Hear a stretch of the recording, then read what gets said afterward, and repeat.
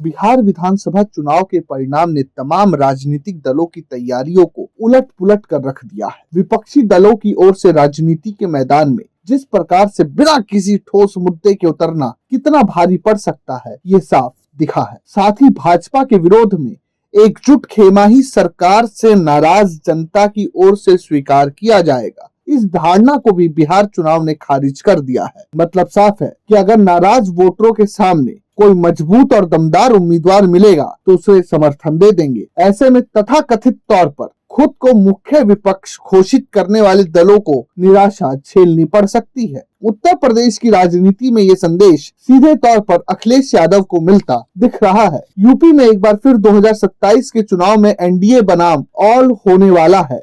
उम्मीद तो यही लग रही है अभी तक। एनडीए के खेमे में भाजपा के अलावा अपना दल एस, निषाद पार्टी, राष्ट्रीय लोक दल, सुभाषपा बनी रह सकती है। सीटों को लेकर घमासान मचा और ओम प्रकाश राजभर एवं डॉक्टर संजय निषाद की महत्वाकांक्षा बढ़ी तो फिर इसमें कुछ बदलाव की गुंजाइश है। हालांकि बिहार चुनाव में एनडीए के सहयोगियों को एक बड़ा संदेश मिला है, जो साथ है उस पर विश्वास है, बाकी सब साफ है। यूपी में एंटी इनकम्बेंसी जैसे मुद्दे 2022 के विधानसभा चुनाव में दफन हो चुके हैं। सत्ता विरोधी लहर का दावा करने वाली समाजवादी पार्टी 2022 के चुनाव में 111 सीटों पर सिमटती दिखी थी। लगातार दूसरी बार जीत दर्ज करने में भाजपा सफल रही। इससे साफ है कि अगर सीएम योगी आदित्यनाथ की लीडरशिप में फिर से भाजपा चुनावी मैदान में उतरती है तो फिर गठबंधन में कोई बड़ा फेरबदल देखने को मिल सकता है। एनडीए के खिलाफ लड़ने वाले दलों में खेमेबाजी साफ तौर पर उभरती दिख रही है। कांग्रेस और समाजवादी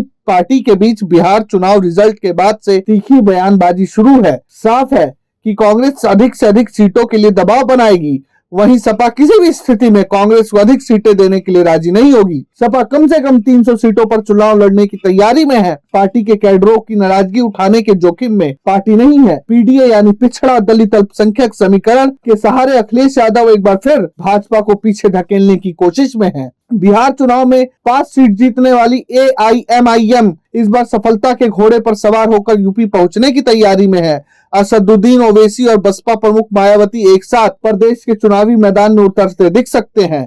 अगर ऐसा होता है तो दलित मुस्लिम का समीकरण एक बार फिर प्रदेश की राजनीति में स्थापित होता दिख सकता है। इनके अलावा स्वामी प्रसाद मौर्य से लेकर केशव देव मौर्य तक अपनी पकड़ बनाने की कोशिश करते दिख सकते हैं। अगर यूपी में जातीय समीकरण के आश्रय सत्ता के शिखर तक पहुंचने की कोशिश करते हैं तो राजनीतिक दल अपने वोट बैंक में सेंधमारी की कोशिश में सफल होते हैं तो यह अखिलेश यादव की पीडीए को नुकसान पहुंचाएगी। वहीं ओवैसी मायावती की जोड़ी दलितों के साथ मुस्लिम वोट बैंक को तोड़ लेती है तो असर अलग हो सकता है। Bureau report, प्रजाहित।